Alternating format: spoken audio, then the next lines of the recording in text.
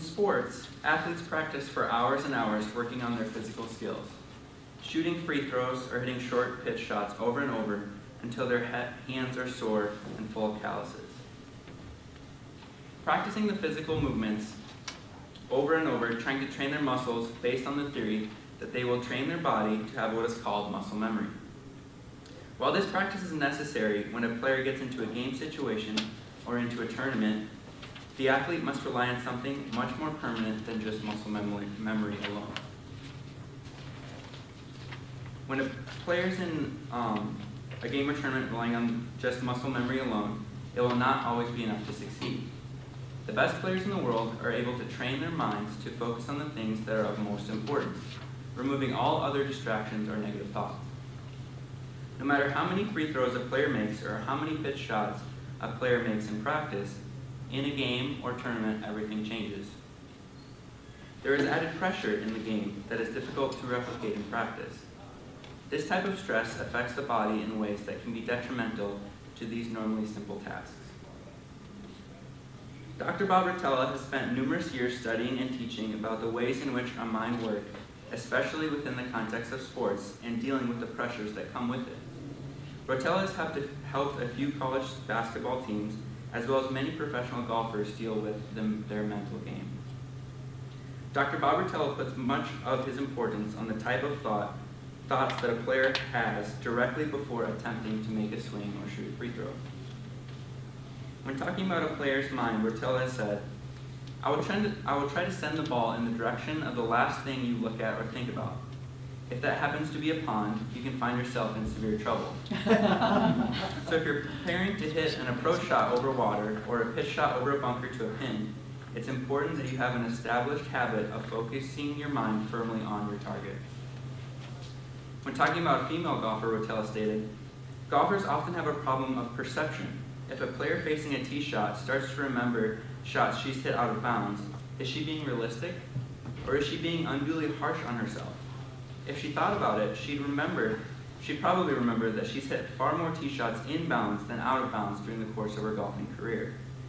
Remembering one of the good shots, therefore, would be far more realistic than remembering a shot that sliced out of bounds. But golfers, particularly high handicappers, often perceive themselves too negatively. They allow the bad shots to dominate their memories. In golf, athletes need to be fully committed about his shot. Mentally, if there is any doubt about what to do, what club to hit, or if he can pull off the shot or not, you will not have success. The question is, what should the athlete be committed to? The best answer for focusing on something and being committed to something in golf is a target. A target is where you want the ball to end up. Most people would automatically say that your target should always be the flag or the hole, because that's obviously the desired resting place for your golf ball. In actuality, the target may be a tree or another line of sight. Let me explain more through a couple of examples. Let's say there is some wind blowing from left to right on a particular shot into the green, and the hole location is on the right side of the green. If you were to hit a straight ball directly at the flag, with the flag being your target line, then your shot would fall to the right of the hole and potentially miss the green. This is what is called in the realm of golf a mental error. These mistakes are part of sports psychology because they are errors in how a player was thinking throughout the activity that he was doing. Another example of choosing a poor target is if the green that you're hitting into has a certain slope or grade to it that will cause your ball to move one way or the other once it's landed on the green. If a player decides that his target line is going to be the flag and hits a straight shot at the flag, he may be disappointed if his shot ends up rolling away from his target and away from the hole because the green was sloped severely. If the green is sloped from left to right, the player should find a target line that is farther to the left in order to allow for the ball to move left to right once it touches down on the green. Picking the right target line will play a huge part in determining how many mental errors are made throughout the round of golf.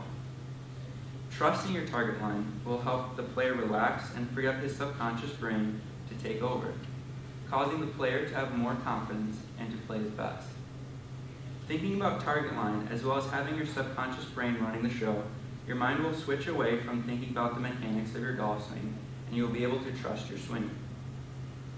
Dr. Bob recommends to try to fix your flawed swing once you're on the golf course.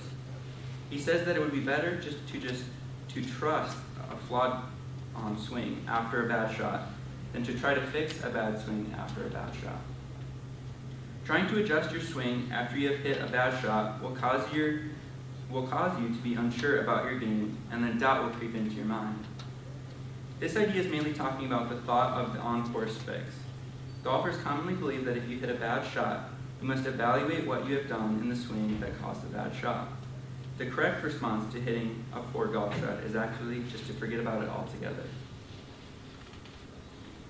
Pressure is felt by every athlete, whether it's in the big game or Sunday at the Masters. It is important to focus on these three things. Trust your target line, commit to your target, and remember mistakes will happen.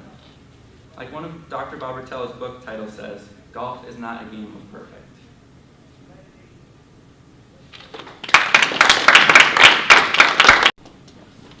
You used a lot of quotes from a single psychologist. Did you have any other sports psychologists cited? Did they all agree with him? I did, and most of them did as well. They see Dr. Bob Rotell as essentially like a guru when it comes to, especially in the golf world, when it talks about mental psychology and sports psychology.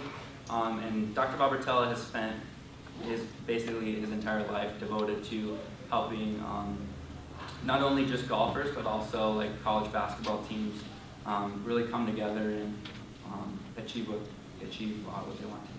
Do you golf? I do, yes. I can golf. Eric, explain why this would matter to you. This matters to me because I want to be a professional golfer after college. So that's the career that I'm going into. So this, for my senior project, was really, really neat to explore and dive more into what I've already studied to help my own golf game, as well as help others on the team, as well as anyone who's interested in golf here. You're a caddy as well, right? Yes, correct. And so after researching that and knowing what a lot is, and then how applicable is it to you when you're helping the other person? Oh, it's definitely applicable. A lot of my members are high handicappers, which means they're pretty bad at golf, essentially. And so I'm usually often able to help give instruction, as well as just help them forget about the bad shots they hit, because everyone hits bad shots. In golf, it's just moving on to the next one and focusing on your target and getting what they call a pre-shot routine to help you get your mind off of what you're doing in the swing at the time and more what you can prepare before you do the actual activity. So would golf be more of a psychological sport? Yes, definitely. Than it is actually for muscle? Yeah, there's this saying that's pretty silly. It says that golf is 90% mental and 10% mental. All right, so Eric, let's say all of a sudden you decided you don't like golf anymore. Yeah, that's Sure. what's going to happen.